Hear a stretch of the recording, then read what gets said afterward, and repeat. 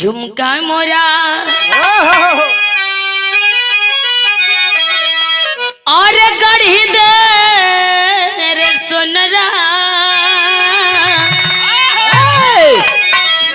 झुमका मोरा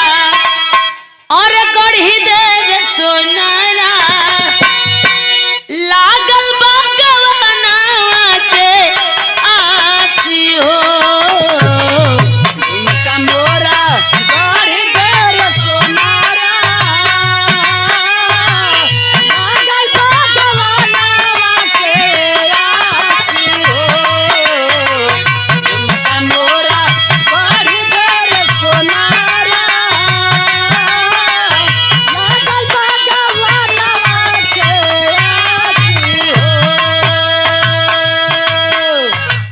डोली उठेले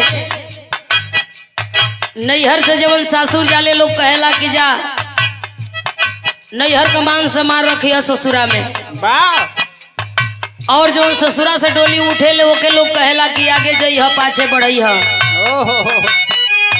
आत्मा रूपी दुल्हन डोली में सवार भइल बे परमात्मा रूपी दुल्हा से सवाल कर रहल बिया। आत्मा रूपी दुल्हन कहत बे का रोकी देब और डोलिया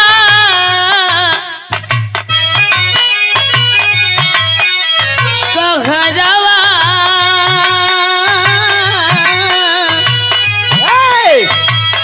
रोकी देब डोलिया कहरवा कापेलाई यारवा हमारी हो रोकी देबा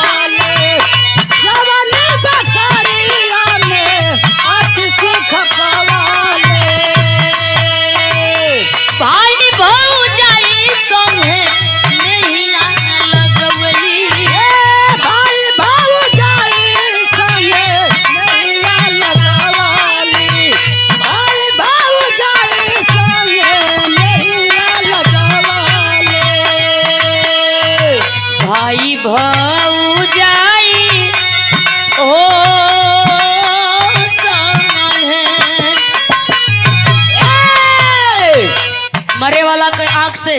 ना लौकेला पर्दा चढ़ जाला कंठरू नहा जाला। लोग कहेला हमके चिन्ह तरह जाना तरह जकरा लौकी कही कि चिन्ह तानी जकरा ना लौकी कही नहीं कि चिन्ह। बोली बंद हो जाई लोग यहाँ की तुलसी पानी दो इनके अब जाए के बाद। आत्मा रूपी दुल्हन रोवत बिया कहतिया देख ले तारी दा वो हरवा देख ले तारी दा वो हरवा कापेलाई यारवा हमारी हो देख ले तारी दा वो हरवा कापेलाई यारवा हमारी हो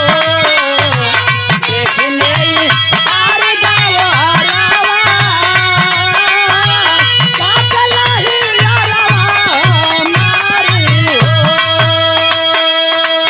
दूसरी भाव में वाया आत्मा रूपी दुल्हन एक बात और कहे सबसे मिल के जाइल चाहत बानी लेकिन लागता कि हमार ख्वाहिश जौन बा पूरा ना हो पाई। कहे नाने की मिलनुआ के देखो ना पवली नाने की मिलनुआ के देखो ना पवली नाने की मिलनुआ के देखो ना पवली सखिया सले घरन के भेट ना पवली सखिया चले हरन के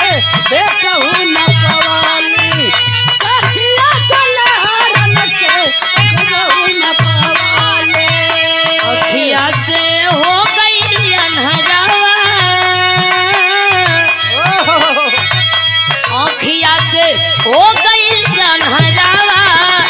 आप लाई यारावा हमारी हो अखिया से हो गई अनहरावा कापेला हियरावा हमारी हो अखिया से हो गई अनहरावा कापेला हियरावा हमारी हो आत्मा रूपी दुल्हन कुछ दूर गई। चार कहार डोली के लेले हुन डोली के वो चार कहारन से आत्मा रूपी दुल्हन कहते भैया हमार मजबूरी तू ना जनब तक के जानी। जेके देखल चहली ना देख पौली जेकरे खाती अली ओकर काम ना कैली। हम आप गर्म में होली माई के पेट में लइका उल्टा लटकाओ रहलन ओ घड़ी हम आप कहिला कि मालिक जल्दी नरक से बाहर कर चलब तो तुहार भजन करब। वाह जैसे हम आप माई के पेट से बाहर होइला हम आप पूछिला कहाँ माई कहेले कि मामा हुआ पापा हुआ फूफा हुआ। माया मोह के संसार में मतलबी दुनिया में हम आप फंस के रह जाई जाला। भगवान के प्रति 1 मिनट का टाइम केहू के लगे नहीं खे।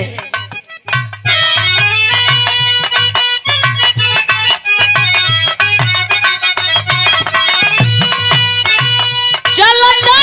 रे डोली कुछ दूरी गई चलता चलता डोली कुछ दूर गएले चलता चलता डोली कुछ दूर गएले नैहर की ओरी गोरी घूमी घूमी देखली नैहरा की ओरी गोरी घूम के चियाई नैहरा की ओरी गोरी घूम के चियाई अगिया में और जरत रहे घरवा